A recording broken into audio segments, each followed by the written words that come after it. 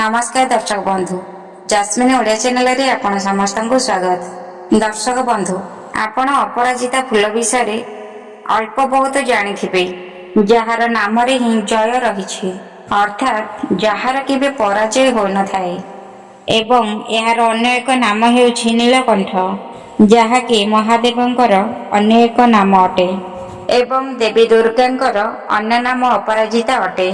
सेथिपाई अपराजिता फूलटी महादेव एवं देवी दुर्गांकर अति प्रियर गछ होइथाए।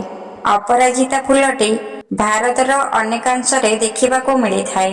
दर्शक बंधु आपण कौन जानिछन्ते कि वर्षर 12 मास एवं 6 ऋतुरे एही फूलटी देखिबाको मिलिथाए। दर्शक बंधु अपराजिता फूलटी माता पार्वती एवं महादेवंकर प्रियर फूल नुहे बरम अपराजिता फूलटी शनिदेव हनुमान महालक्ष्मी एवं नारायणकर मध्य प्रियर फूल होइथाए। दर्शक बंधु सामान्य देखा जाउथिबा एही अपराजिता फूलटी ताहार अनेकांशरे चमत्कारी फायदा एवं चमत्कारी गुण रहिछि जହାର कि आपण माने सठिक व्यवहार करि नियंती तेबे आपणकर जन्म जन्मांतरर दुख दारिद्रता दूर हेबा सहित आपणकर परिवार उपरे लक्ष्मी नारायणकर विशेष आशीर्वाद वर्षा होइथाए। दर्शक बंधु दुनिया रे धन को अर्जन करिबा पई समस्ते विभिन्न प्रकार बाट खोजुछन्ति सेथिपई सेमाने सेही परि परिश्रम मध्य करूछन्ति किंतु एमिति भी किछि लोक अछन्ति जे मानको सफलता मिली जाउछि एवं अनेक लोकंकु सफलता मिलु नाही। दर्शक बंधु कौन आपण माने जानिछन्ति भगवान को निकट रे एमिति कि कौन चढ़ाइले भगवान आपणक उपरे अति शीघ्र प्रसन्न हुअन्ति ता सहित आपणकर समस्त मनस्कामना को पूर्ण करि दियन्ति।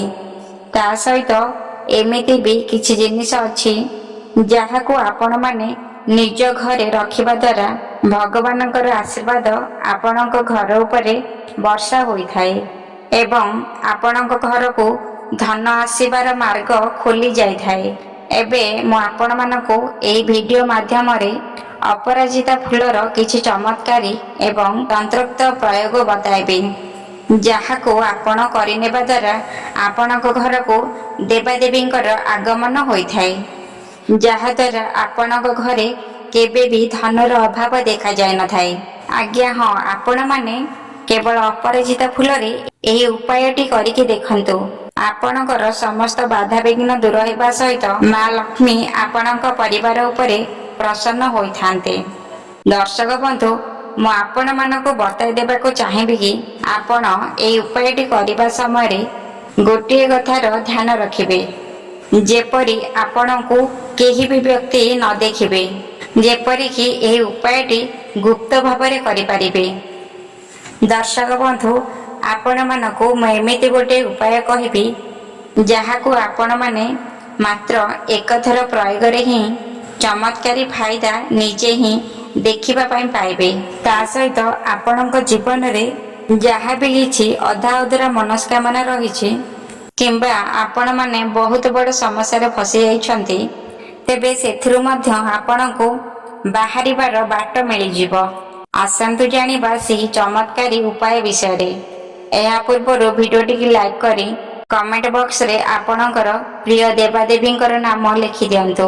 दर्शक बंधु प्रथम रे हेउछि एही अपराजिता गछटी आपणकर नजर दोष किंबा तंत्र मंत्र दोषरु आपणको रक्षा करिथाए। शनिवार दिन अपराजितार मालटी को प्रस्तुत करी रात्रि समय आपणकर मुख्य द्वार रे टंगाई दियंतु।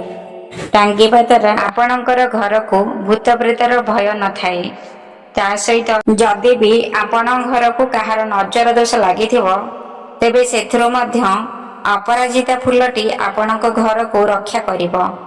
अपराजिता फूलर माला करी हनुमानक निकट रे अर्पण करी आपणक मुख्य द्वार रे टांगी देबा द्वारा आपणक घरे नकारात्मक शक्ति जहा भी किछि भर्ती होई रहिथिबो किंबा तंत्र मंत्रर शक्ति भरी होई रहिथिबो तेबे से सब क्षणिकरे ही शेष होई जिवो।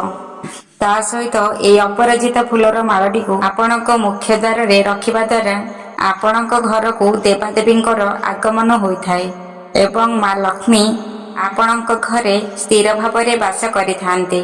ଏହା ସହିତ ଆପଣଙ୍କ ଜୀବନରେ ଯାହା ବି କିଛି ଧନର ସମସ୍ୟା ଲାଗି ରହିଛି ସେସବୁ ମଧ୍ୟ କ୍ଷଣିକରେ ନଷ୍ଟ ହୋଇଯିବ ଏବଂ ଆପଣଙ୍କ ନିକଟକୁ ଧନ ଆସିବାର ରାସ୍ତା ଖୋଲିଯିବ।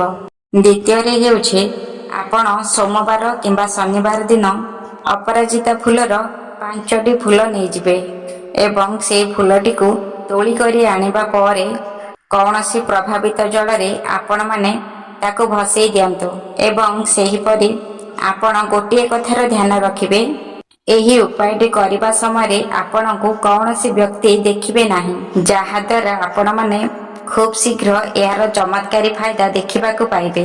ଆଜ୍ଞା ହଁ ଦର୍ଶକ ବନ୍ଧୁ, ଏହି ଉପାୟଟିକୁ ଗୁପ୍ତରେ କରିବା ଦ୍ୱାରା ଆପଣଙ୍କ ଜୀବନରେ ଧନଜନିତ ସମସ୍ୟା ସବୁଦିନ ପାଇଁ ଦୂର ହୋଇଯାଇଥାଏ।